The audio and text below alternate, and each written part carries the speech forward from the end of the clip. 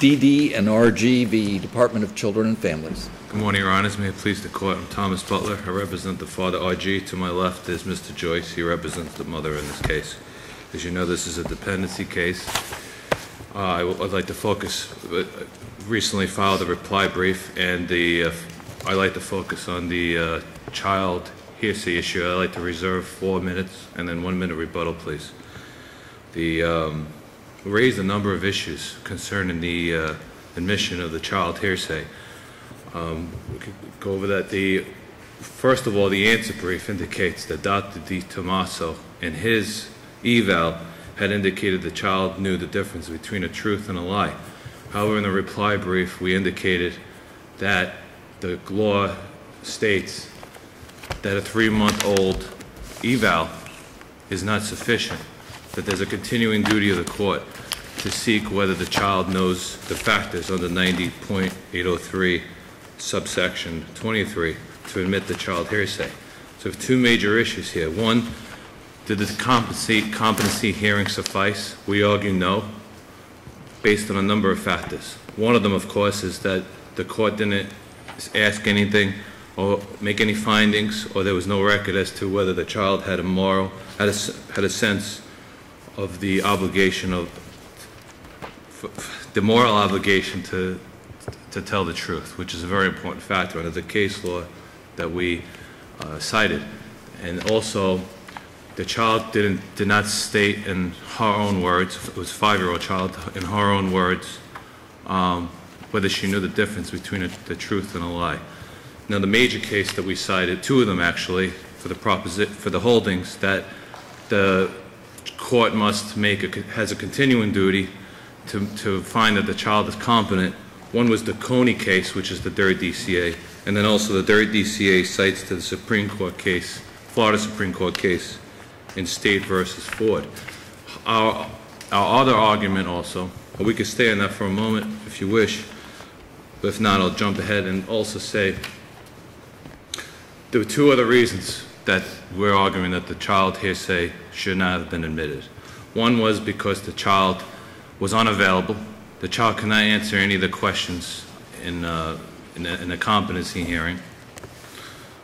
All the child said was that it was a lie that was raining outside and something to do with the age. In the DCF brief, it indicates that while there's a little passage cited as to when the court indicated to the child, after a nonverbal response, the court indicated, no, why not? And then there was another nonverbal response from the child.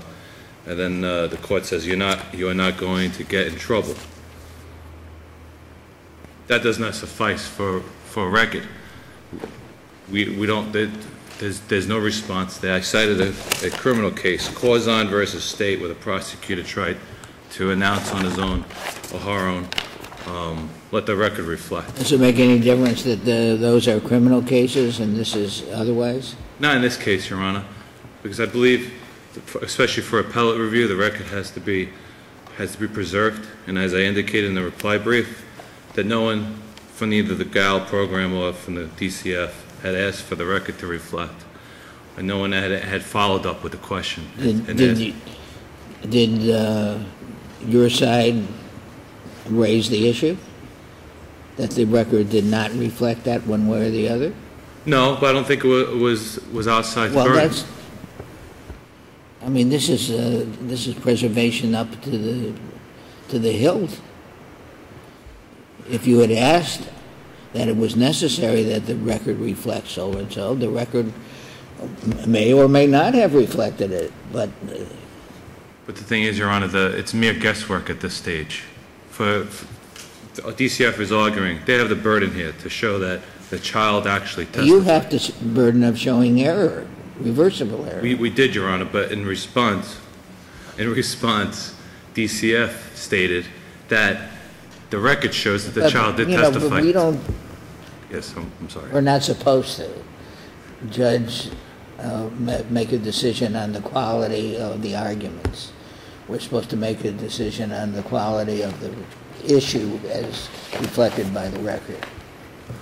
We argue that the child did not testify. Therefore, there must be corroborating evidence, which there was none, for there to be admission of child hearsay. Because we made the argument that there was no child testimony to child abuse in the trial, DCF responded and stated, well, there was nonverbal response, and the judge said, no, why not? Well, we indicated in our reply brief to that argument that it's mere guesswork. The judge could have been asking a leading question there. So you don't think the circumstances, the context of that colloquy evidences the nature of the testimony? That's correct. Well, first of all, the question was, all I want to know is, has anybody ever touched or looked or done something to you, comma, you know that was not right, maybe in your private part? Nonverbal response. Next question, did you tell anybody about it? Nonverbal response. No, why not? Well, hold on a second. Yes. So let's back up. Why Yes. would that second question have been asked unless the first answer had been yes? Why would the follow-up question have been asked if the first answer had not been affirmative? We don't know, Your Honor. Would you say that the most reasonable and perhaps the only reasonable construction is that nonverbal response to that first question was an affirmative response? I can't answer that. I'm sorry. You can't answer that? No, Your Honor. Okay. I think I'd be guessing or assuming, and Okay. I don't think that's our job or the court's All right. job. You have to be reasonable. You have to make a reasonable assumption one way or the other. If he had gone like this instead of like this, he wouldn't have asked the second question. Read the second question again. Second question Why didn't was, you tell anybody about... did you tell anybody about it? It Did says you none. tell anybody about it? What do you think the it was that the judge was referring to in that second question? Tell anybody about it. Well, it follows up with the first So question. what do you think the it is referring to? Well, it has to do with the first question, which was So asking what does about the it, I'm asking you, what does, I would, like I said, it the would most be- reasonable construction? from this would Yes. be to do with sex abuse. Ah, okay, Yes. fair enough. And then the next question? Next question was, well, there was a nonverbal response, then there was a no, why not, and then there was a nonverbal response, and then... I'm sorry, the next question the was, obvious why question not? was, no, he never told anybody about it.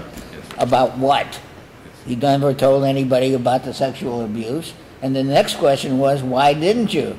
Right. So while the record might have been better, it doesn't mean that we don't have a sufficient record to know what those nonverbal responses were in a reasonable construction. Well, I have not seen a case that would approve of that as to preserving the record. I am under the understanding that it takes more to preserve the record, may the record reflect. Like I say, it's not a model of clarity, certainly. I don't think anyone would suggest otherwise. Can we go back to the issue of the child's as a witness? You said that there was no evidence of a moral obligation to tell the truth, That's no correct. evidence on the record. Do you think there's a difference between a child saying that they know the difference between a truth and a lie and a child saying that telling a lie is bad? Using the word bad to describe qualitatively what a lie is, do you think that implicit in that is that there is a moral obligation to tell the truth? Pursuant to the case law, yes, I believe so. I cited Wade versus State, which does indicate that. Does indicate what? It indicates that even though the child knew the difference between the truth and a lie, that doesn't say that the child has a moral obligation to Did tell the the truth. child here say, did the child in this case say that telling a lie is a bad thing? Absolutely not. Did not say it's bad? I apologize. I must have Dr. D. misread it. Tomaso's report does not reflect that either. But then our other argument on that, which I already indicated, was that it's a 3-month-old report. Right. And also we indicated that the child did not say in her own words the difference between the truth and a lie, which is required, which is under the Wade versus State case. And I believe also that... Did your side mention that to the court? To the trial court? Our side, because the two hearings were combined with the child hearsay hearing, combined with the trial itself, which makes things a little bit more complicated, our side did file a memorandum of law, which I did a motion to supplement the record with. I indicated that in a reply brief also. It made all the arguments as to the child hearsay. So I believe everything was preserved. You're entering your rebuttal time. Do you want to Okay. rest on your brief for Thank the you. other points or address them in rebuttal? Thank you, Your Honor. Okay.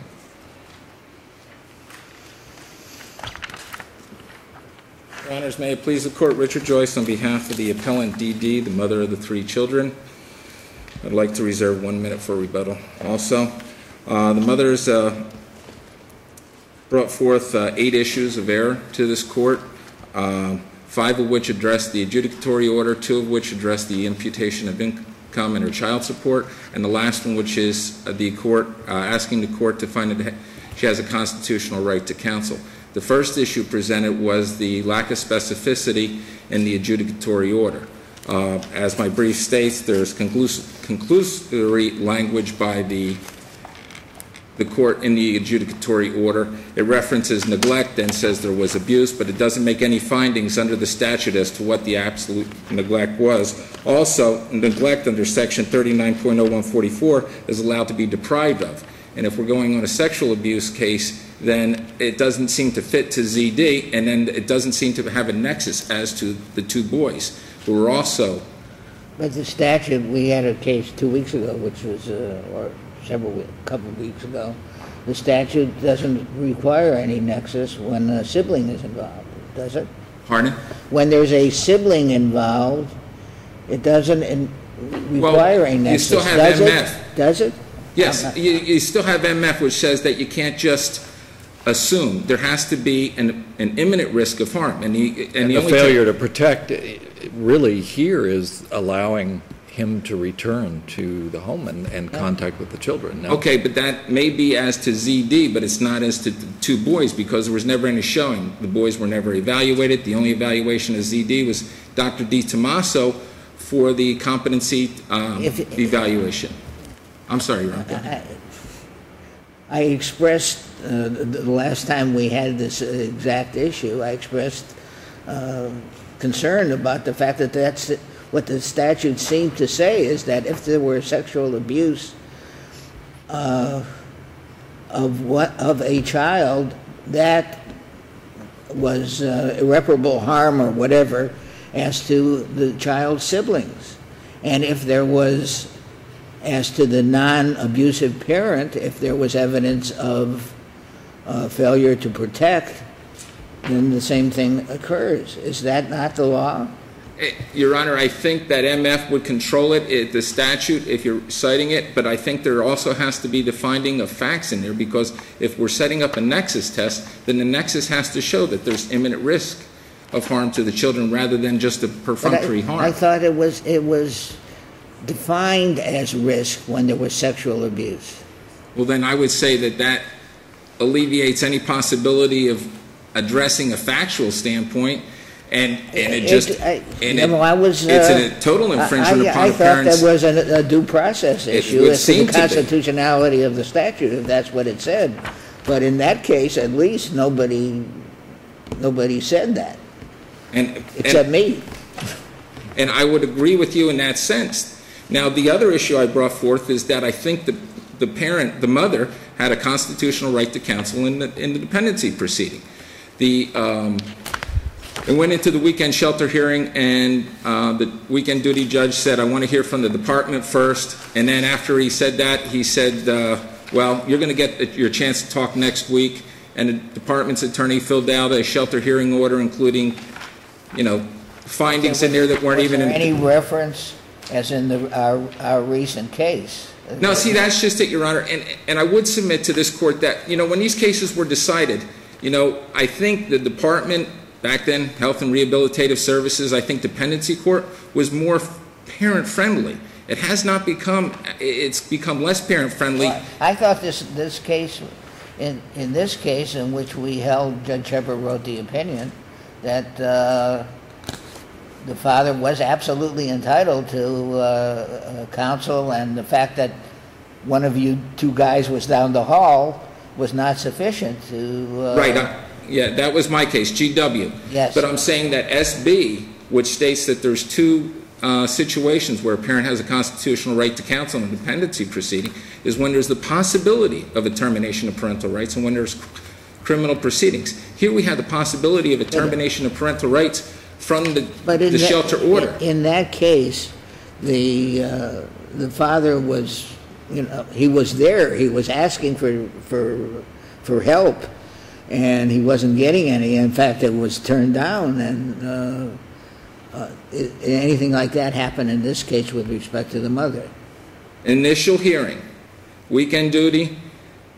He said, like I mentioned, the judge said, "I want to hear from the department first," and then he said, "Did the mother say anything?" Didn't get an opportunity to be heard, Your Honor. Did the mother say anything? She didn't say anything. She didn't have an opportunity to be heard. And then I will say that when she came in as to what they call the reshelter hearing on the Tuesday, because a non-dependency judge handled it, there was a discussion, and the Ms. R.G., the other appellant, said, "Oh, we're going to represent ourselves," essentially. But there was no inquiry by the court, which is the duty of the court. But I go back to the point that in this situation, if SB says that the mere possibility of a termination of parental rights triggers a constitutional right to counsel, then I would say that the mother had a constitutional right to counsel, and then had the ability, if this is affirmed, even at a shelter hearing. Even at the shelter hearing. If the case eventually goes to what this case eventually came to, right?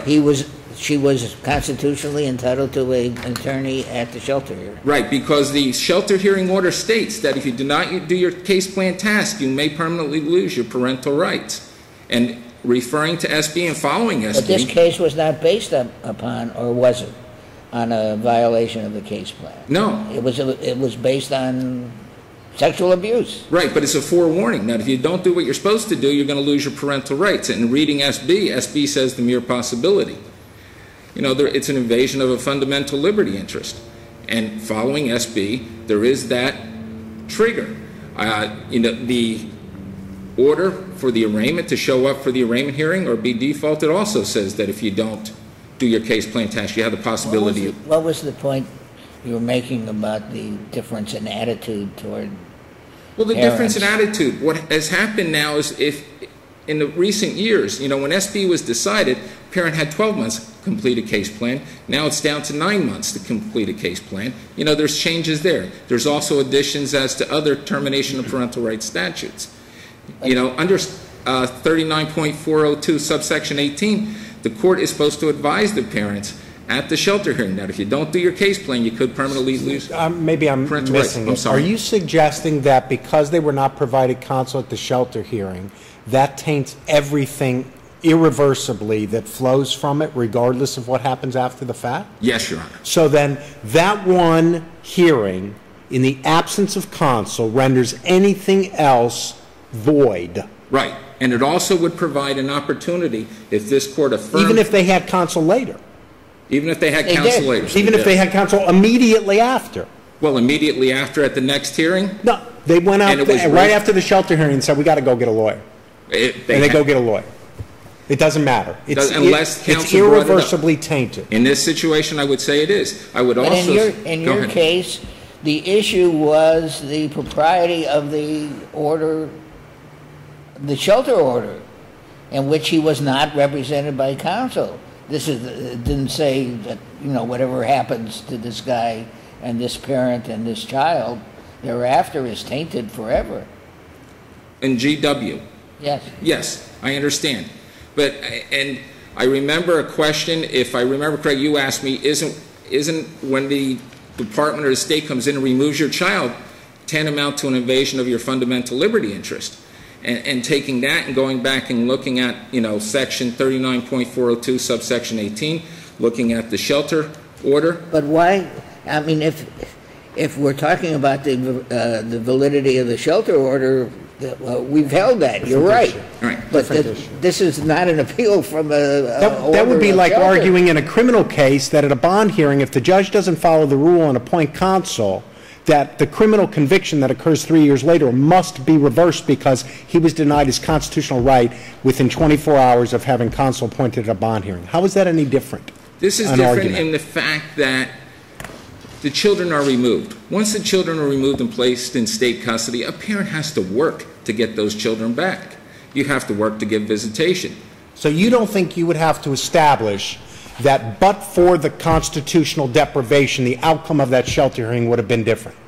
I think in this situation, it could have been changed. I think but for the lack of counsel, the argument as to nexus, as the two boys. No, if you're But you're arguing that now here anyway, so what's the difference? That is true. But what I am saying is that. Well, you're absolutely right, Ed. I mean, it's a basic right. You don't have to show harm or anything. If you're entitled to a counsel and don't get it, that order is reversed. Right. But that doesn't mean that the order which you did, which subsequently follows when you did have counsel, is tainted by it. There's no such doctrine anywhere in the law, I don't think. The other issue is that, and I would say that if they have a constitutional right to counsel, then the mother has the right to challenge in a collateral proceeding the failure of her counsel to address the child support issues if there's an affirmation by this court of the adjudicatory order and the dispo order. So, thank you, Your Honor.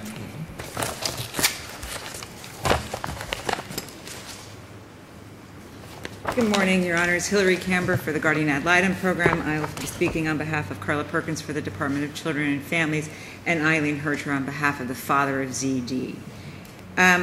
Let me just start by, I think Your Honors understand the shelter order is not before you. The parents certainly had an opportunity to appeal that order and failed to. But just for the record, I want to clarify the transcript from April 12th, 2011, page 7, where the mother is asked if she wants an attorney, and she says, "No, I don't." And the court says, "Any particular reason why?" And she goes on to give a reason why. So just for the record to clarify that she was, in fact, queried. But our position is it's not before Your Honors. Do you have a case that allows the court to delegate its responsibility of determining competency to an expert, a psychologist, for example, and to rely upon that psychologist's report and testimony? Yes, Your Honor. Butler. The state cited in the department's brief, 37 Law Weekly at 513. It's cited on page 25 and 27 of the department's brief. That found no error in a trial court relying, at least in part, on a psychologist's examination, report, and opinion about a child's competence. Exactly. Exactly, Your Honor. And that's what happened in this case. The child testified about truth, what she knew that that her hair wasn't purple, and that I forget what the other question was, that she knew those were lies, that it was she was 5, and that was the truth. And what about the moral obligation? And Dr. DiTomaso, he both testified and reported in his report that part of the inquiry, he was charged with the obligation to evaluate the child's ability to testify. So he knew that part of that obligation was to find out if the child understood the difference between a truth and a lie, and that she understood it was right to tell, that she needed to tell the truth. And he ascertained both and testified as to both in the January transcript, page 45 and 46, and in his report as well, he said this child understands. But she said that she knows she's supposed to tell the truth. That is what he reported. He said, I can read it to you, Your Honor. You're supposed to tell the truth. Right. What we want to know is, well, does it matter if you tell the truth or a lie? Is it okay to tell the lie? And most kids will say, oh, no, you're not supposed to lie. Most kids have been taught by the parents. So he indicated to the court that he made that inquiry and that he concluded as part of his evaluation that she understood that obligation to tell the truth. So we have a child who, in combination with her testimony and the doctor's, and by the way, no one objected at trial to the Dr. DiTomaso's testimony as to her competency. There was no objection when when he was asked those questions and he relayed his opinion about her being competent and understanding her moral obligation. There was no objection. So that evidence came in, and the court was free to rely on it to come to the conclusion that the child was available to testify. Your Honors, in addition to, I think the court understands that it was obvious from the conversation with the child, from the testimony, that the answer to the first question, did anybody touch your private parts, is yes. And by the follow-up question, did you tell anybody, the answer was no, because she says no, or why not. But in addition, Your Honor, the department was permitted to supplement the record with a DVD of the child's testimony where you can see the child nodding yes and then shaking her head no. And this nonverbal response is permissible under the evidentiary code 90.8011A2, that nonverbal conduct counts as a statement. So we have the child found competent. We have, based on competent substantial evidence, we have the child testifying, relaying facts. You know, she told her age and her name and that she went to school and her siblings, and then she gave this bit of testimony about what happened. The fact that she didn't identify the abuser is not dispositive. We have a case MB 701 Southern 2nd at 1155 where an 8-year-old didn't testify to the identity of an abuser, and that was still permitted to render the child available as a witness. So we have an available... Would you address, or someone Yes. address the mother and the alleged vicarious liability for the failure to protect, Your Honor? Yes. Okay, so what we have... Is this case any different from the one about 4 weeks ago or 3 weeks ago with Judge Logan, Judge Lagoa, and I were on the court? Is it the same as when there's sexual abuse, and there's sexual abuse as to one sibling, the sexual abuse as to all siblings as a practical matter, as to the perpetrator, and then as to the other one, in this case the mother, it's failure to protect as to one sibling is as to the other? Is Okay. Yes, this Your Honor. the same issue? Well- and if so, is it constitutional, to make a long story short, Well, Your to Honor- deprive the mother of her parental rights on such a basis? Okay, I'm gonna try to answer the question in parts. This case is a dependency. I'm sorry? This case is a dependency. It's not a termination of parental rights. Under a termination of parental rights under subsection F, which is the egregious abuse case, therein lies the language that the siblings are. Okay. That's not this case. Okay. This case is a dependency which was based on the mother, as to the mother, her neglect of the child's needs. Okay. And under In Re MF in the Florida Supreme Court, we do need a nexus as to the other children. Okay. So let's start with her neglect of ZD. We have evidence that the child was referred to services, psychological, therapeutic services, because of the trauma involved with being sexually abused as a 4-year-old. She refused to take the child for those services. And we have expert testimony from Dr. Lambert and from Dr. DiTomaso that's harm to the child. Is that the child who was the victim of the sexual abuse? Exactly right. Or what about the siblings? Okay, then as to the nexus issue, the court cited correctly the testimony of Dr. Lambert and Dr. DiTomaso that the mother's refusal to believe, if the court finds the child was in fact sexually abused, her refusal to believe that this child was harmed. That is the, quote, standard imputation Right. language. Will subject her other children to harm. We have Dr. Chekowitz saying that makes it's moderate harm, which is, when this case, will remember this court's decision in MW, where this court, the very same doctor, Dr. Chekowitz, opined that the father was at low risk of harm to the non-victim children, and this court said that is enough for nexus. That's enough harm to the siblings, the non-victim siblings, because the risk of sexual abuse is so great. That's such horrible harm that even a small risk is going to be significant. Here we have moderate risk, higher than MW, and we have the added harm that the mother poses because she's not going to protect. She doesn't think there's any danger here whatsoever. So the other children, we have 3 experts, I believe, testifying that those other children are at risk of harm, and there is our nexus. Make sure I went over the It would point. be difficult to prove that kind of future harm any other way, really, as a practical matter. Absolutely. And the Florida Supreme Court in Re MF said when it held there had to be evidence of some future harm to the siblings, it drops a footnote and gives the trial courts some hint as to the kinds of testimony that would suffice. And of course, expert testimony is right there. And that's why we turn to experts to find out. And obviously the refusal to believe the one sibling that any harm has ever occurred, the refusal to follow a case plan, the refusal to keep the offending party away from the home where the other siblings live, is about as good as you're going to get in a typical case, Exactly right. Plus, the expert saying. Well, And I mean buttressed by the but the expert. question is whether that's sufficient. I mean, isn't that, in another context, in any other context, isn't that speculative beyond all belief? Well, Your Honor, we do have the MF case that says that it's there.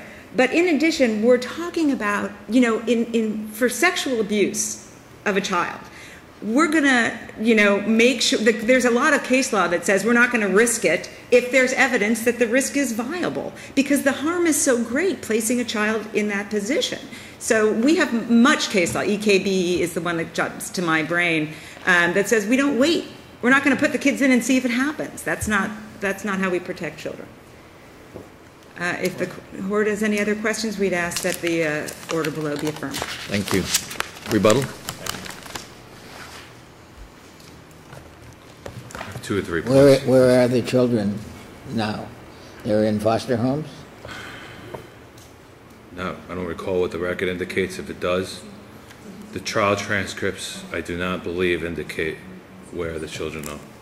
Do you agree that the record contains a video of the child's testimony? Correct, Your Honor. So then we don't need to guess whether have the a- child made assertive responses or not. We can just look at the video, and assuming that the child is on camera, we don't need to even guess or make reasonable assumptions, right? We can just watch the video. Well, the problem with that is that the court told the parties that, because the both hearings were combined again, the court indicated that the child hearsay objections were reserved. So that would be the video itself is hearsay. Is it on the video? What? Is the child's testimony on the video? No, Oh, it's not. no. So we would still have to make reasonable assumptions about whether the child nodded or shook Correct. their head? The video was certain done of by the state attorney's office at the Christie House. So it's just the interview? It's not the... And then we have in-court testimony. That's not The one that I paraphrased. That's not videotaped? You're That's certain of correct. That was in-court testimony. We don't have any video surveillance of the... Perhaps I misunderstood the representations, but you're certain that there is no videotape of the child's testimony with the Yes. with the nodding or Non-verbal. shaking of the Yes, head? I'm certain. Okay. All right. As to the paraphrase I indicated earlier, as to the nonverbal responses, the Gal indicated that section 90.801 indicates that a nonverbal response is a response, but that's a hearsay rule. That pertains to out-of-court statements. What I'm arguing is that the record was not preserved. I looked at page 45 of the January transcript as to Dr. Di Tommaso. He made an indication that a Dr. Zanis likes to say, and he went on, what Dr. Zanis would say is it okay to ask the child, is it okay to ask a lie? However, there's no affirmative evidence that they actually asked ZD, the child in this case. But Di Tommaso's report was admitted into evidence, right? Yes, but it doesn't indicate anything about a moral obligation. It only says that the child knows the difference between the truth and a lie. Well, obviously you cannot ask the child, do you understand that you have a moral obligation to tell the truth and expect them to respond, right? So you have to attack it at an angle, right? You can't That simply it's bad ask to the do it and questions. you'll be punished for it, or Right. that there is a difference between a lie and the truth, and the difference is that one is okay and the other one is wrong. Right. That was never done by the court, Your Honor. We didn't have any responses in the The case law. testimony was that she knows that she's supposed to tell the truth, or that you're supposed to tell the truth, you with a capital Y. That does not imply a moral obligation? That one is supposed to tell the truth would not Well, necessarily... but Dr. Di Tommaso didn't come out right and say, this is what she told me.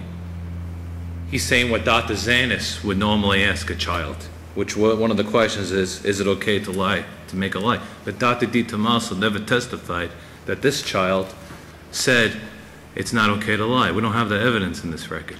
And what's very problematic in this case is that the Coney, which is 3rd DCA, which cites the State versus Ford, they indicate that you can't substitute even a 10-day report. It's a continuing duty of the court And there's a U.S. Supreme Court case cited in State versus Ford that states that there is a continuing duty for the court to make sure that the child is competent to testify. Let me see if I can find the case. It's How is it possible to think that the child is able to testify 3 months ago but has disintegrated since then? The child has gotten older, obviously, and she or he has lost the ability to distinguish between the truth and a lie. well, Is that likely? all I could do is cite the case law to you, and the U.S. Supreme Court in quotes, the determination of competency is an ongoing one for the judge to make based on the witness's actual testimony at trial. And this court in Coney relied on State versus Ford, which found that a competency did not automatically carry over to testimony given 10 to 12 days earlier.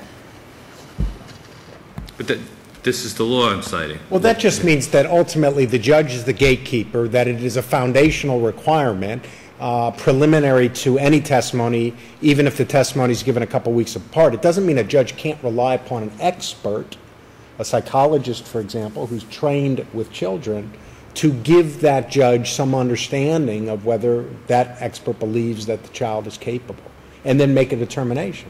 I mean, wouldn't it seem sort of ironic to say that you can't rely on an expert who's trained and experienced in making these evaluations in making the overall determination of competence? We have an expert, as I said, that's a report that was done over 3 months earlier, before the child's testimony, and that expert and report do not indicate that the child actually said any of these things. When we have case law, the Wade versus State, and the JBJ case, and Coney, which indicate that the child has to make affirmative responses. We don't have any evidence of that, and we do have the in-court testimony that where the child doesn't know anything.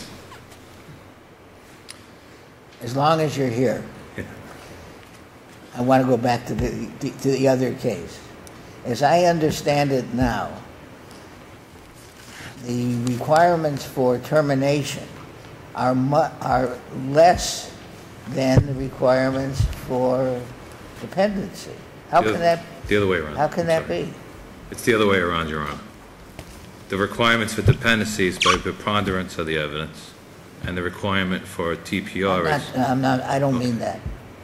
I mean, in a termination case, we have the sibling rule. Yes, You have the a- nexus. In the dependency case, there is no sibling rule. You have to show independent harm to the siblings.